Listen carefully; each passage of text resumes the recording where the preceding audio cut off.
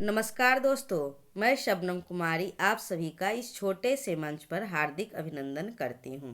तो चलिए, हम लोग का जो कहानी का सीरीज चल रहा था उसमें आज कहानी संख्या 18 और आज की कहानी है इंस्पेक्टर मातादीन चांद पर, जो हरिशंकर परसाई जी का कहानी है। और सिलेबस में एक और इनका रचना लगा हुआ है, भोला राम का जीव, जो यूनिट 10 में लगा हुआ है, वो भी व्यंग ही किया गया है। यह जो कहानी है, कहानी संग्रह ठिठुरता हुआ गणतंत्र में संकलित किया गया है। किसमें संकलित किया गया है? ठिठुरता हुआ गणतंत्र, जो 1970 ईस्वी का है। और इसमें जो मुख्य पात्र है माता दीन, जो सीनियर पुलिस इंस्पेक्टर है। क्या है? सीनियर पुलिस इंस्पेक्टर हैं, जो पृथ्वी से चांद पर सलाहकार के रूप में गए हैं। और वहाँ पर उनको क्यों भेजा गया है? कि चांद की पुलिस व्यवस्था को सुधारने के लिए इनको वहाँ भेजा गया है, कि चांद पर का जो पुलिस व्यवस्था है उसको सुधारा जाए। और इस पात्र के द्वारा लेखक ने पुलिस विभाग में व्याप्त सभी भ्रष्टाचारों पर व्यंग किया है। एक और पात्र का नाम आया है कोतवाल, जो चांद्र के पुलिस स्टेशन में कोतवाल है। और गौण पात्र के रूप में अगर देखें तो अब्दुल गफूर हैं, जो मुंशी हैं भारतीय पुलिस में। बलभद्र है, वो भी हवलदार है। और एक पात्र है राम सजीवर, वो भी हवलदार है। इसमें मेन रूप से यह किया गया है कि भारतीय जो पुलिस व्यवस्था है उसके कार्यशैली पर व्यंग किया गया है। और भ्रष्ट पुलिस व्यवस्था पर, जो निर्दोष को दोषी को करार कर देते हैं, उस पर भी व्यंग किया गया है। तो चलिए चलते हैं मूल पाठ पर। वैज्ञानिक कहते हैं कि चांद पर जीवन नहीं है। सीनियर पुलिस इंस्पेक्टर माता दीन, जिसे डिपार्टमेंट सब एमडी साहब कहते हैं। क्या कहते हैं सब डिपार्टमेंट में उनको? एमडी साहब, शॉर्ट फॉर्म। वैज्ञानिक झूठ बोलते हैं, वहाँ हमारे जैसे ही मनुष्य की आबादी है। विज्ञान ने हमेशा माता दिन से मात खाई है। फिंगरप्रिंट विशेषज्ञ कहता रहता है कि छुरे पर पाए गए निशान मुजरिम के अंगुलियों के नहीं हैं, पर माता दिन उसे सजा दिला ही देते हैं। माता दिन कहते हैं कि ये वैज्ञानिक केस का पूरा इन्वेस्टिगेशन नहीं करते। उन्होंने चांद का उजला हिस्सा देखा और कह दिया कि वहाँ जीवन नहीं है।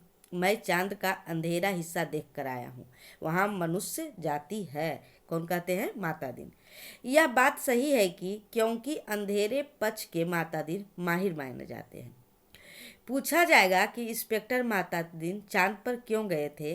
टूरिस्ट की हैसियत से या फिर किसी फरार अपराधी को पकड़ने? नहीं, वे भारत की तरफ से सांस्कृतिक आदान प्रदान के अंतर्गत गए थे। चांद सरकार ने भारत सरकार को लिखा था कि यूँ हमारी सभ्यता बहुत आगे बढ़ी है, पर हमारी पुलिस में पर्याप्त सक्षमता नहीं है। वह अपराधी का पता लगाने और उसे सजा दिलाने में अक्सर सफल नहीं होती। सुना है आपके यहाँ रामराज, मेहरबानी करके किसी पुलिस अफसर को भेजे जो हमारी पुलिस को शिक्षित कर दे। कौन लिखा है पत्र? चांद सरकार। गृह मंत्री ने सचिव से कहा, किसी आईजी को भेज दो। सचिव ने कहा, नहीं सर, आईजी नहीं भेजा जा सकता, प्रोटोकॉल का सवाल है। चांद हमारा एक क्षुद्र उपग्रह है, आईजी के रैंक के आदमी को नहीं भेजेंगे, किसी सीनियर इंस्पेक्टर को भेज देता हूँ। तय किया गया कि हजारों मामलों के इन्वेस्टिगेटिंग ऑफिसर सीनियर इंस्पेक्टर माता दिन को भेज दिया जाए। चांद की सरकार को लिख दिया गया कि आप माता दिन को लेने के लिए पृथ्वी यान भेज दीजिए। पुलिस मंत्री ने माता दिन को पुकार कर कहा, तुम भारतीय पुलिस की उज्जवल परंपरा के दूत की हैसियत से जा रहे हो। ऐसा काम करना कि सारे अंतरिक्ष में डिपार्टमेंट की जय जयकार हो, पीएम प्रधानमंत्री को भी सुनाई पड़ जाए। माता दिन की यात्रा का दिन आ गया। एक यान अंतरिक्ष अड्डे पर उतरा। माता दिन सबसे विदा लेकर यान की तरफ बढ़े और वे धीरे धीरे कहते जा रहे थे, प्रविश्री नगर कीजिए शवकाजा, हृदय राखी कौशलपुर राजा। यान के पास पहुंचकर माता दिन ने मुंशी अब्दुल गफूर को पुकारा। मुंशी गफूर ने एड़ी निकालकर सैल्यूट फटकारा, बोला, जी साहब। एफआईआर रख दी है? तो फिर क्या बोला मुंशी? जी साहब। और रोजाना मर्चे का नमूना? जी साहब। वे यान में बैठने लगे। हवलदार बलभद्र को बुलाकर कहा, हमारे घर में जचकी की वक्त अपने पत्नी को मदद के लिए भेज देना। बलभद्र ने कहा, जी साहब। गफूर ने कहा, आप बेफिक्र रहे साहब, मैं अपने पत्नी को भी भेज दूंगा खिदमत के लिए। माता दिन ने यान के चालक से पूछा, ड्राइवरी लाइसेंस है? जी है साहब। और गाड़ी में बत्ती ठीक है? जी ठीक है। माता दिन ने कहा, सब ठीक ठाक होना चाहिए, नहीं तो अंतरिक्ष में चालान कर दूंगा। चंद्रमा से आए चालक ने कहा, हमारे यहाँ आदमी से इस तरह नहीं बोलते। माता दिन ने कहा, जानता हूँ बे, तुम्हारी पुलिस कमज़ोर है, मैं उसे भी अभी ठीक कर देता हूँ। माता दिन यान में कदम रख ही रहे थे कि हवलदार राम सजीवन भागता हुआ आया। बोला, साहब, एसपी साहब के घर से कहे हैं कि चांद से एड़ी चमकाने का पत्थर लेते आना। माता दिन खुश हुए, बोले, कह देना भाई साहब को ज़रूर लेते आऊँगा। वे यान में बैठे और यान उड़ चला। पृथ्वी के वायुमंडल से यान बाहर निकला ही था कि माता दिन ने चालक से कहा, अबे हॉर्न क्यों नहीं बजाता? चालक ने जवाब दिया, आसपास लाखों मील में कुछ नहीं है। माता दिन ने डांटा, मगर रूल इज रूल, हॉर्न बजाता चल। चालक अंतरिक्ष में हॉर्न बजाता हुआ यान को चांद पर उतार लाया। अंतरिक्ष अड्डे पर पुलिस अधिकारी माता दिन के स्वागत के लिए खड़े थे।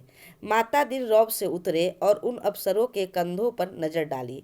वहां किसी के स्टार नहीं थे, फीते भी किसी ने नहीं लगे थे। लिहाजा माता दिन ने एड़ी मिलाना और हाथ उठाना जरूरी नहीं समझा। फिर उन्होंने सोचा कि मैं यहाँ इंस्पेक्टर की हैसियत से नहीं, सलाहकार की हैसियत से आया हूँ। किसने सोचा? माता दिन ने। माता दिन को वे लोग लाइन में ले गए और एक अच्छे बंगले में उन्हें टिका दिया। एक दिन आराम करने के बाद माता दिन ने काम शुरू कर दिया। पहले उन्होंने पुलिस लाइन का मुलायजा किया। शाम को उन्होंने आईजी से कहा, आपके यहाँ पुलिस लाइन में हनुमान जी का मंदिर नहीं है, हमारे रामराज में पुलिस लाइन में हनुमान जी हैं। आईजी ने कहा, हनुमान कौन थे हम नहीं जानते। कहा, चांद पर के आईजी क्या कहते हैं कि हनुमान कौन थे, हमको नहीं पता। माता दिन ने कहा, हनुमान का दर्शन हर कर्तव्य परायण पुलिस वाले के लिए जरूरी है। हनुमान सुग्रीव के यहाँ स्पेशल ब्रांच में थे। उन्होंने सीता माता का पता लगाया था। एबडक्शन का मामला था, दफा 362। हनुमान जी ने रावण को वही सजा दे दी कि उनकी प्रॉपर्टी में आग लगा दी। पुलिस को यह अधिकार होना चाहिए कि अपराधी को पकड़ा और वहीं सजा दे दी, अदालत में जाने का झंझट रही। मगर यह सिस्टम अभी हमारे रामराज में भी चालू नहीं हुआ है। हनुमान जी के काम से भगवान राम बहुत खुश हुए और वे उन्हें अयोध्या ले आए और टॉन ड्यूटी में तैनात कर दिया। वही हनुमान हमारे आराध्य देव है। मैं उनकी फोटो लेता आया हूँ, उस पर से मूर्तियाँ बनवाइए और हर पुलिस लाइन में स्थापित करवाइए। थोड़े ही दिनों में चांद की हर पुलिस लाइन में हनुमान जी स्थापित हो गए। पहला काम क्या किए? हनुमान जी की मूर्ति स्थापित करवाए। किसने? माता दिन ने।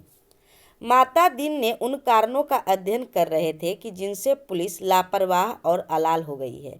वह अपराधों पर ध्यान नहीं देती, कोई कारण नहीं मिल रहा था। एकाएक उनकी बुद्धि में एक चमक आई। उन्होंने मुंशी से कहा कि जरा तनख्वाह का रजिस्टर बताओ। तनख्वाह का रजिस्टर देखा तो सब समझ गए, कारण पकड़ में आ गया। शाम को उन्होंने पुलिस मंत्री से कहा, मैं समझ गया कि आपकी पुलिस मुस्तैद क्यों नहीं हो रही है। आप इतनी बड़ी तनख्वाहें देते हैं, इसीलिए सिपाही को 500, थानेदार को 1000, ये क्या मजाक है? आखिर पुलिस अपराधी को क्यों पकड़े? हमारे यहाँ सिपाही को 100 और इंस्पेक्टर को 200 देते हैं, तो वे 24 घंटे जुर्म की तलाश करते हैं। आप तनख्वाह फौरन घटाइए। जब देखता है माता दिन तो यहाँ तनख्वाह अच्छा खासा था, इसीलिए कहता है कि पहले आप क्या कीजिए, तनख्वाह में कटौती कीजिए। पुलिस मंत्री ने कहा, मगर यह तो अन्याय होगा, अच्छा वेतन नहीं मिलेगा तो वे काम क्यों करेंगे? माता दिन ने कहा, इसमें कोई अन्याय नहीं है। आप देखेंगे कि पहली घटी हुई तनख्वाह मिलते ही आपकी पुलिस की मनोवृत्ति में क्रांतिकारी परिवर्तन हो जाएगा। पुलिस मंत्री ने तनख्वाहें घटा दी और 2-3 महीने में सचमुच बहुत फर्क आ गया। पुलिस एकदम मुस्तैद हो गई, सोते से एकदम जाग गई, चारों तरफ नज़र रखने लगी। अपराधियों की दुनिया में गड़बड़ाहट छा गई। पुलिस मंत्री ने तमाम थानों में रिकॉर्ड बुला कर देखे। पहले से कई गुने अधिक केस रजिस्टर हुए थे। उन्होंने माता दिन से कहा, मैं आपकी सूझ की तारीफ करता हूँ, आपने क्रांति कर दी है, पर यह हुआ किस तरह? तब क्या देखते हैं वहाँ के जो मंत्री हैं कि वहाँ तो रिकॉर्ड आ रहे हैं, नए नए नाम दर्ज हो रहे हैं। तब कहता है माता दिन से, बताइए कि आप इसको कैसे इतना परिवर्तन क्यों आया है? माता दिन ने समझाया, बात बहुत मामूली है। कम तनख्वाह दोगे तो जो पुलिस है उसका गुजारा नहीं होगी, और 100 रुपये में सिपाही बच्चों को नहीं पाल सकता। 200 में इंस्पेक्टर ठाठ बाट से नहीं मेंटेन कर सकता। उसे ऊपरी आमदनी करनी होगी, और ऊपरी आमदनी तभी होगी जब वह अपराधी को पकड़ेगा, गरज कि वह अपराधों पर नजर रखेगा, सचेत, कर्तव्यपरायण और मुस्तैद हो जाएगा। हमारे रामराज के स्वच्छ और सक्षम प्रशासन का यही रहस्य है। चंद्रलोक में इस चमत्कार की खबर फैल गई। लोग माता दिन को देखने आने लगे कि वह आदमी कैसा है जो तनख्वाह कम करके सक्षमता ला देता है। पुलिस के लोग भी खुश थे। वे कहते, गुरु आप इधर न पधारते तो हम सभी कोरी तनख्वाह के ही गुजर करते। सरकार भी खुश था कि मुनाफे का बजट बनने वाला था। आधी समस्या हल हो गई। पुलिस अपराधी पकड़ने लगी थी, अब मामले की जांच विधि में सुधार करना रह गया था। अपराधी को पकड़ने के बाद उसे सजा दिलाना। माता दिन इंतजार कर रहे थे कि कोई बड़ा केस हो जाए तो नमूने के तौर पर उसका इन्वेस्टिगेशन कर बताएं। एक दिन आपसी मारपीट में एक आदमी मारा गया। माता दिन कोतवाली में आकर बैठ गए और बोले, नमूने के लिए इस केस का इन्वेस्टिगेशन मैं करता हूँ, आप लोग सीखिए। यह कत्ल का केस है और कत्ल के केस में एविडेंस बहुत पक्का होना चाहिए। कोतवाल ने कहा, पहले कातिल का पता लगाया जाएगा, तभी तो एविडेंस इकट्ठा किया जाएगा। माता दिन ने कहा, नहीं, उल्टे मत चलो, पहले एविडेंस को देखो कि क्या कहीं खून मिला, किसी के कपड़े पर या कहीं और कहीं। एक इंस्पेक्टर ने कहा, हाँ, मारने वाले तो भाग गए थे, मृतक सड़क पर बेहोश पड़ा था। एक भला आदमी वहां रहता था, उसने उठाकर अस्पताल भेजा और उसे भले आदमी के कपड़ों पर खून के दाग लग गए थे। माता दिन ने कहा, उसे फौरन गिरफ्तार करो। कोतवाल ने कहा, मगर उसने तो मरते हुए आदमी की मदद की थी। माता दिन ने कहा, वह सब तो ठीक है, पर तुम खून के दाग ढूंढने और कहाँ जाओगे? जो एविडेंस मिल रहा है उसे तो कब्जे में करो। वह भला आदमी पकड़कर बुलवा लिया गया। उसने कहा, मैंने तो मरते आदमी की अस्पताल भिजवाया था, मेरा क्या कसूर है? चांद की पुलिस उसकी बात में एकदम प्रभावित हुई। माता दिन प्रभावित नहीं हुए। सारा पुलिस महकमा उत्सुक था कि अब माता दिन क्या तर्क निकालते। माता दिन ने उससे कहा, पर तुम झगड़े की जगह क्यों गए? उसने जवाब दिया, मैं झगड़े की जगह नहीं गया, मेरा वहाँ मकान है, झगड़ा मेरे मकान के सामने हुआ है। अब फिर माता दिन की प्रतिभा की परीक्षा थी। सारा महकमा उत्सुक देख रहा था।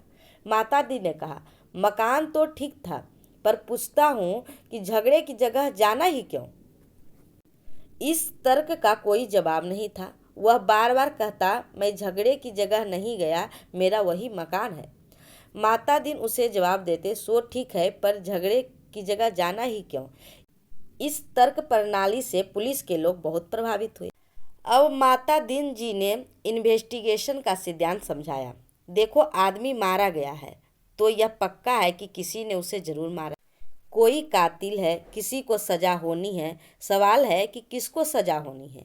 पुलिस के लिए यह सवाल इतना महत्व नहीं रखता जितना कि यह कि जुर्म किस पर साबित हो सकता है या किस पर साबित होना चाहिए। कत्ल हुआ है तो किसी मनुष्य को सजा होगी ही। मारने वाले को होती है या बेकसूर को, यह अपने सोचने की बात नहीं है। मनुष्य मनुष्य सब बराबर है, सब में उसी परमात्मा का अंश है। हम भेदभाव नहीं करते, यह पुलिस का मानवतावाद है। देखिए वहाँ का कैसे होगा सिद्धांत, चंद्रमा पर कैसे परिवर्तन किया जाएगा। दूसरा सवाल है कि किस पर जुर्म साबित होना चाहिए। इसका निर्णय इस बातों से होगा, पहला कि क्या वह आदमी पुलिस के रास्ते में आता है, और दूसरा कि क्या उसे सजा दिलाने से ऊपर के लोग खुश होंगे। माता दिन को बताया गया कि वह आदमी भला है, पर पुलिस अन्याय करे तो विरोध करता है। जहाँ तक ऊपर के लोगों का सवाल है कि वह वर्तमान सरकार की विरोधी राजनीति करने वाला है। माता दिन ने टेबल ठोक कर कहा, फर्स्ट क्लास के केस, पक्का एविडेंस और ऊपर का सपोर्ट।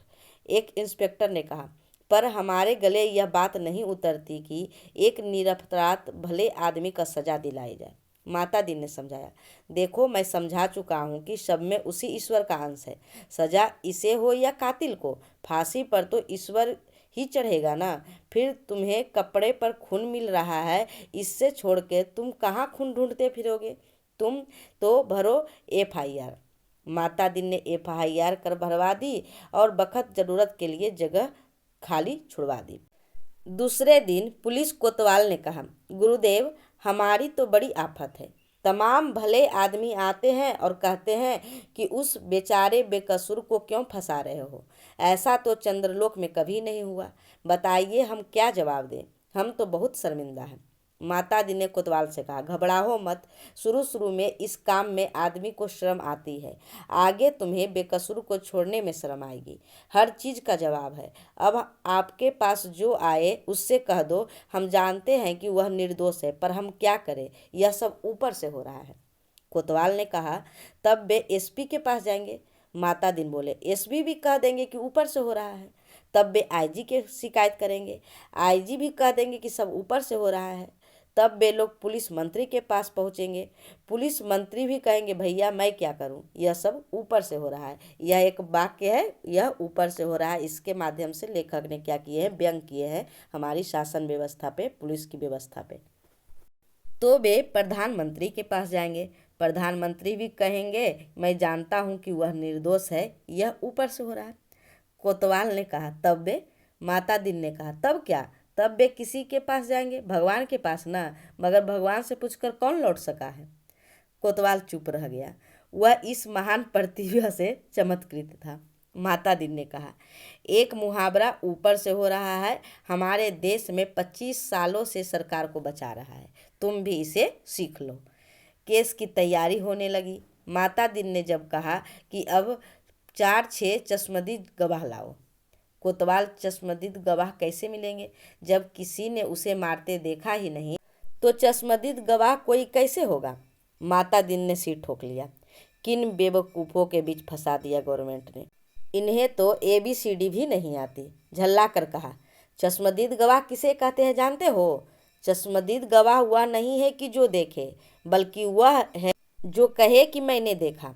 कोतवाल ने कहा, ऐसा कोई क्यों कहेगा? माता दिन ने कहा, कहेगा, समझ में नहीं आता कि कैसे डिपार्टमेंट चलाते हो। अरे चश्मदीद गवाहों की लिस्ट पुलिस के पास पहले से रहती है, जहाँ ज़रूरत हुई उसे चश्मदीद बना दिया। हमारे यहाँ ऐसे आदमी हैं जो साल में 300-400 वारदात को चश्मदीद गवाह होते हैं। हमारी अदालतें भी मान लेती है कि इस आदमी में कोई दैविक शक्ति है, जिसे जान लेता है कि अमुक जगह यह वारदात होने वाली है और वहाँ से पहले पहुँच जाता है। मैं तुम्हें चश्मदीद गवाह बनाकर देता हूँ। 8-10 उठाई गिरोह को बुलाओ जो चोरी, मारपीट, गुंडागर्दी करते हैं, जुआ खेलते हैं और शराब उतारते हो। दूसरे दिन शहर के 8-10 नवरत्न कोतवाली में हाजिर थे। उन्हें देखकर माता दिन गदगद हो गए। बहुत दिन हो गए थे ऐसे लोगों को देखे, बड़ा सूना सूना लग रहा था। माता दिन का प्रेम उमड़ पड़ा और उसने कहा कि तुम लोगों ने उस आदमी को लाठी मारते देखा था ना? वे बोले, नहीं देखा साहब, हम वहाँ थे ही नहीं। माता दिन जानते थे यह पहला मौका है। फिर उन्होंने कहा, वहाँ नहीं थे यह मैंने माना, पर लाठी मारते देखा तो था। उन लोगों को लगा कि यह आदमी पागल है, तभी ऐसी उठपटांग बात करता है। वे हंसने लगे। माता दिन ने कहा, हंसो मत, जवाब दो। वे बोले, जब थे ही नहीं तो कैसे देखा? माता दिन ने गुर्रा कर देखा। कहा, कैसे देखा सो बताता हूँ। तुम लोग जो काम करते हो सब इधर दर्ज है। हर एक को कम से कम 10 साल जेल में डाला जा सकता है। तुम ये काम आगे भी करना चाहते हो या जेल जाना चाहते हो? वे हड़बड़ाकर बोले, साहब हम जेल नहीं जाना चाहते। माता दी ने कहा, ठीक, तो तुमने उस आदमी को लाठी मारते देखा है ना? वे बोले, देखा साहब। वह आदमी घर से निकला और जो लाठी मारना शुरू किया तो वह बेचारा बेहोश होकर सड़क पर गिर पड़ा। माता दी ने कहा, ठीक है, आगे भी ऐसी वारदात देखोगे।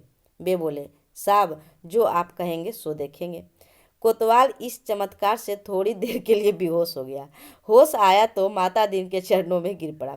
माता दीन ने कहा, हटो, काम करने दो।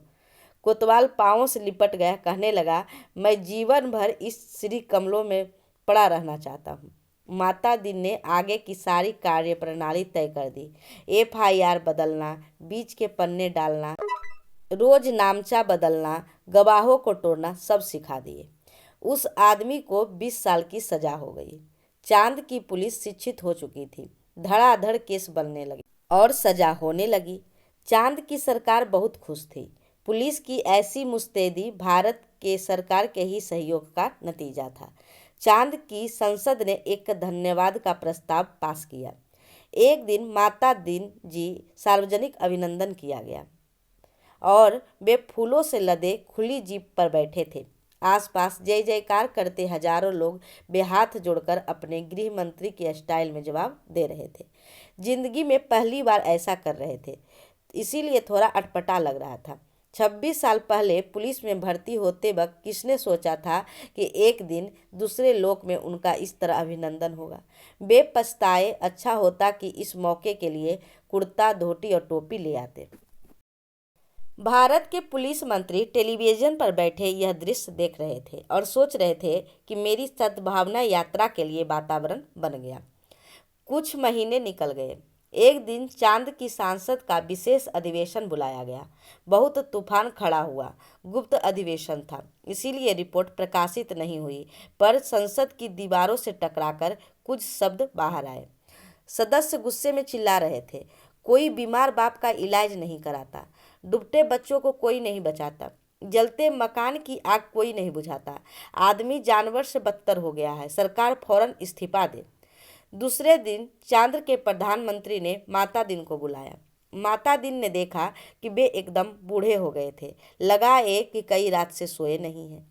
रुआसे होकर प्रधानमंत्री ने कहा, माता दीन जी, हम आपके और भारत सरकार के बहुत आभारी हैं। अब आप कल देश वापस लौट जाइए। माता दीन ने कहा, मैं तो टर्म खत्म करके ही जाऊंगा। प्रधानमंत्री ने कहा, आप बाकी टर्म का वेतन ले जाइए, डबल ले जाइए, ट्रिपल ले जाइए। माता दीन ने कहा, हमारा सिद्धांत है कि हमें पैसा नहीं, काम प्यारा है। आखिर चांद के प्रधानमंत्री ने भारत के प्रधानमंत्री को एक गुप्त पत्र लिखा। चौथे दिन माता दीन जी वापस लौटने के लिए अपने IG का ऑर्डर मिल गया। उन्होंने SP साहब के घर के लिए एड़ी चमकाने का पत्थर यान में रखा और चांद से विदा हो गए। उन्हें जाते देख पुलिस वाले रो पड़े। बहुत अरसे तक यह रहस्य बना रहा कि आखिर चांद में ऐसा क्या हो गया था कि माता दीन को इस तरह एकदम लौटना पड़ा। चांद के प्रधानमंत्री ने भारत के प्रधानमंत्री को क्या लिखा था? एक दिन वह पत्र खुल ही गया। उसमें लिखा था, इंस्पेक्टर माता दीन की सेवाएं हमें प्रदान करने के लिए अनेक धन्यवाद, पर अब आप उसे फौरन बुला लें। हम भारत के मित्र देश समझते थे, पर आपने हमारे साथ शत्रुवत व्यवहार किया है। हम भोले भाले लोगों से आपने विश्वासघात किया है।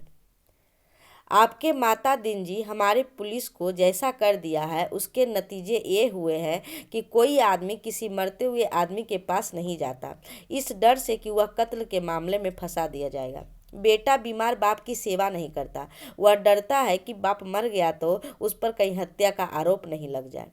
घर जलते रहते हैं, कोई बुझाने नहीं जाता, डरता है कि कहीं उस पर आग लगाने का जुर्म कायम न कर दिया जाए। बच्चे नदी में डूबते रहते हैं और उन्हें कोई नहीं बचाता, इस डर से कि उस पर बच्चों को डूबने का आरोप न लग जाए।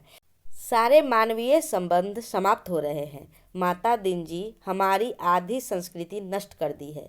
अगर वे यहाँ रहे तो पूरी संस्कृति नष्ट कर देंगे। उन्हें फौरन रामराज में बुला लिया जाए। इस प्रकार यह कहानी समाप्त हुई। आपको कैसा लगा कमेंट में ज़रूर बताइएगा और इस तरह सपोर्ट करने के लिए शुक्रिया। Thanks for watching.